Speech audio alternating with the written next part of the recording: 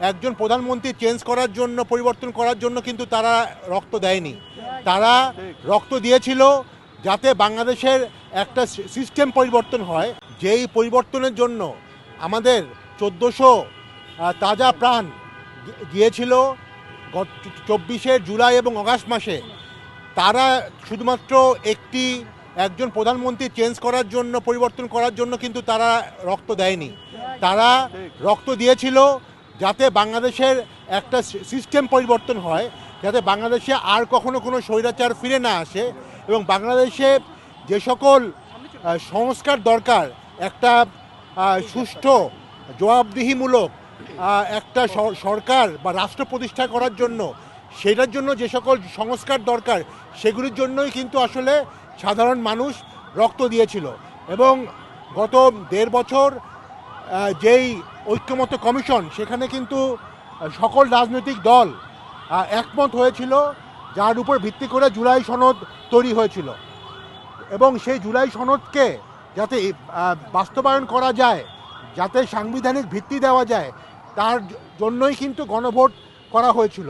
এবং এই গণভোটে কিন্তু 67 থেকে 68% মানুষ কিন্তু গণভোটে ভোট দিয়েছিল।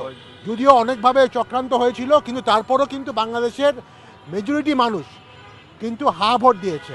তো আমরা আসলে প্রায় 1 মাস হতে চললো।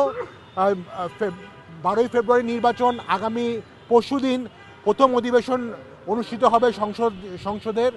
আমরা আসলে আশা করেছিলাম যে গত 1 মাসে আমাদের একটা পরিষ্কার ধারণা রাজনৈতিক দলগুলো এবং বর্তমান সরকার আমাদেরকে দিবে যে কীভাবে এই গণভোটের মাধ্যমে যে প্রাপ্ত গণরায়, সেটা যাতে কিভাবে ইমপ্লিমেন্টেড হবে, কিভাবে এবং কবে সাংবিধানিকভাবে গণভোটের রায়কে আমরা আমাদের রাষ্ট্রের মূল কাঠামোর মধ্যে নিয়ে আসব।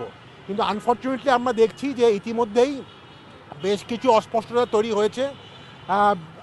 দুঃখজনকভাবে সরকারি দলের যারা সংসদ সদস্য নির্বাচিত হয়েছেন, তারা কিন্তু এখনও যে সংবিধান সংস্কার সভা যেটা করার কথা, জুলাই সনদ অধ্যাদেশ এর মাধ্যমে যে গণভোট হয়েছিল, সেখানে লেখা ছিল যে সংবিধান সংস্কার সভা এবং তার যে শপথ, সেটা একই সাথে অনুষ্ঠিত হবে সাধারণ যে সংসদ সেটার সাথে। কিন্তু আনফর্চুনেটলি সরকারি দলের সাংসদরা এখনো পর্যন্ত কিন্তু এই শপথ অনুষ্ঠানে অংশ নেয়নি।